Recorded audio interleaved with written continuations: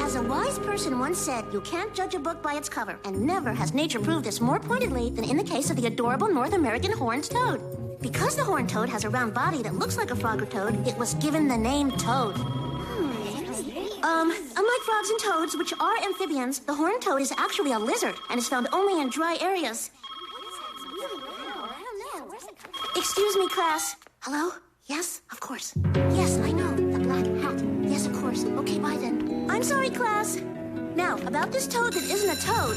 3:15 already? Everyone please enjoy pages 68 to 75 for tomorrow, and I'll see you in the morning.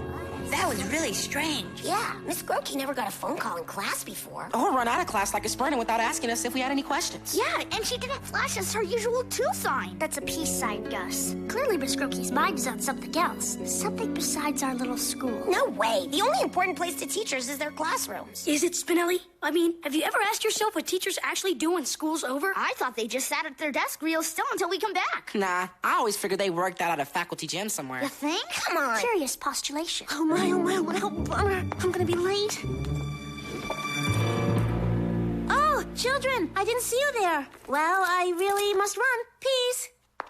Did Miss Grotke have handcuffs? Yeah, and a handkerchief, too. Talk about you're weird. What could she possibly need those for? Don't know, Gretch, but I'm up to here with questions. I say we get some answers.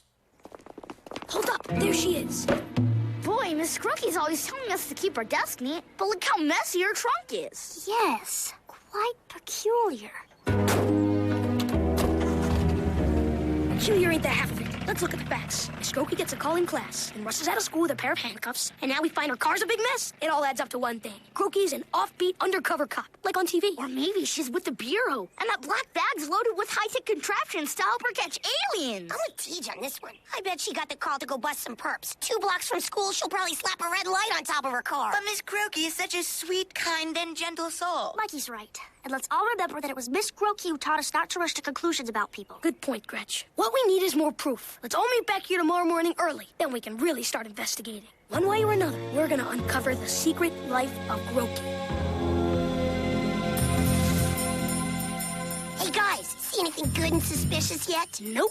Me and Gus have been staked out since 6:28, and all Miss Grotke's done is clean up the classroom and check papers. Correction, Tej. At 6:42, she did leave the room briefly for a drink of water. Nothing weird about that. Guys, look.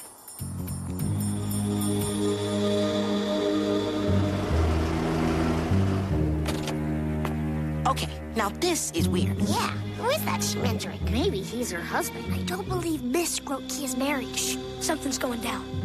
Here we are, G. I believe this is the item. Thank you, V. This is exactly what the program calls for. Right then, everything is go. What is that thing? My guess, it's some sort of police box. Whatever it is, it's evidence. Perhaps it contains a disguise. One of you is right. I'm almost certain of it. Cheerio! Look, that MO sticker on the bumper. That's the international abbreviation for Moldovakia. Moldovakia? Where the heck is that? Moldovakia is a former Eastern Bloc country famous for its luge team, tiny ceramic gnomes, and espionage. Of course! The mysterious phone call. The weird guy from Moldovakia. This creepy fog hanging around the school. There's no other explanation. Miss Grotke's a spy. A spy? My word. A 4th grade teacher. What a great cover. I can't believe it. I won't believe it. Believe it, Mikey. The box with the star from Miss Grotke's program. I'm telling you guys, all the evidence points in one direction. S-P-I. Actually, it's SPY, but TJ makes a rather compelling argument. But wait a second. Is she one of ours or one of theirs? In 1988, a consortium of multinational conglomerates founded the Free Will Games, a series of sporting events held every 8.5 years to encourage international cooperation and goodwill. Yes, Vince? Miss Grotke, in these so-called games, you root for the team representing our United States of America, do you not? Of course I do, Vince. So, in that spirit of international cooperation, many nations... Yes, Gus? You root that way because the U.S. is the best country in the whole wide world, right, Miss Grotke? That's not necessarily true, Gus. In fact, many countries do far better than the United States. Oh, yeah? Name some. Well, historically, Scandinavian countries have done